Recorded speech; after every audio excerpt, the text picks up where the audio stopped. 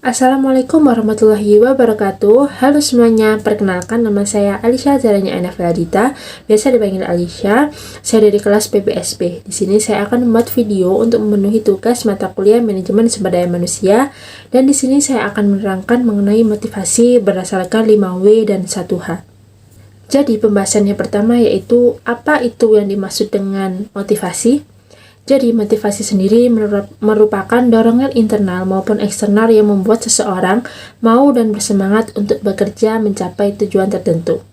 Nah, dalam konteks organisasi, motivasi kerja merupakan upaya perusahaan untuk menumbuhkan semangat, kemauan, dan komitmen karyawan agar bekerja dengan efektif dan produktif. Kemudian, motivasi ini juga dapat bersumber dari internal, seperti keinginan berprestasi, tanggung jawab, pengembangan diri, dan juga kepuasan pribadi. Kemudian ada pihak eksternal juga, yaitu seperti gaji, bonus, penghargaan, atau pengakuan dari atasan. Poin yang kedua, mengapa motivasi ini sangat penting? Jadi, motivasi ini penting untuk meningkatkan produktivitas dan kinerja karyawan. Yang kedua, untuk membantu karyawan bekerja dengan antusias dan disiplin. Yang ketiga, untuk mengurangi tingkat absensi dan turnover. Yang keempat, menumbuhkan rasa memiliki dan loyalitas terhadap perusahaan. Dan yang terakhir, untuk meningkatkan kualitas kerja dan tanggung jawab pribadi. Poin yang ketiga yaitu siapa saja yang terlibat dalam motivasi. Yang pertama pastinya karyawan, yaitu sebagai pihak yang membutuhkan dan merasakan motivasi. Yang kedua yaitu ada atasan langsung atau manajer yang berperan besar dalam memberikan dorongan, pujian, dan contoh-contoh yang baik.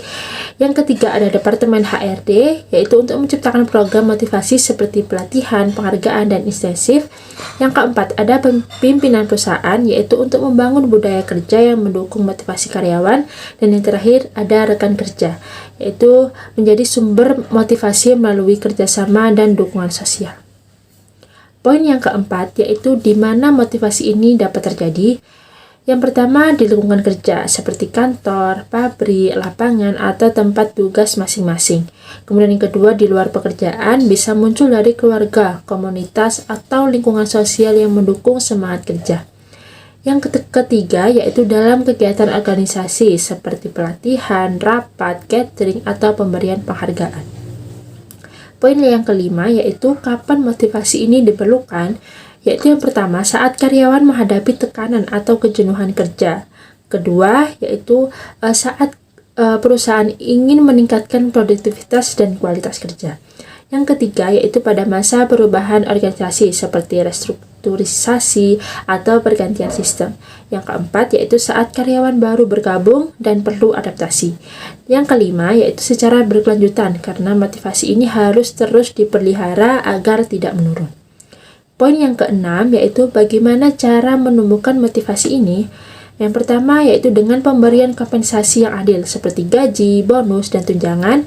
Kemudian yang kedua ada pemberian penghargaan seperti untuk pengembangan prestasi kerja. Kemudian yang ketiga yaitu peluang pengembangan karir seperti pelatihan, promosi, dan kesempatan belajar.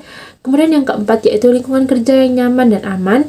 Yang kelima komunikasi yang terbuka antara atasan dan bawahan. Yang keenam yaitu kepemimpinan yang inspiratif seperti pemimpin memberi contoh, kepercayaan, dan dukungan. Yang ketujuh yaitu pemberdayaan karyawan dengan memberikan tanggung jawab dan kesempatan mengambil keputusan. Yang kedelapan yaitu tujuan kerja yang jelas dan menantang atau goal setting. Yang kesembilan yaitu penerapan teori motivasi seperti Maslow, Herzberg, atau MC Slane, yaitu motivasi berprestasi. Nah, jadi kesimpulannya, motivasi ini merupakan kunci utama kinerja dan keberhasilan suatu organisasi. Tanpa adanya motivasi, karyawan cenderung bekerja hanya karena kewajiban, bukan karena semangat untuk berprestasi. Sekian penjelasan dari saya. Wassalamualaikum warahmatullahi wabarakatuh.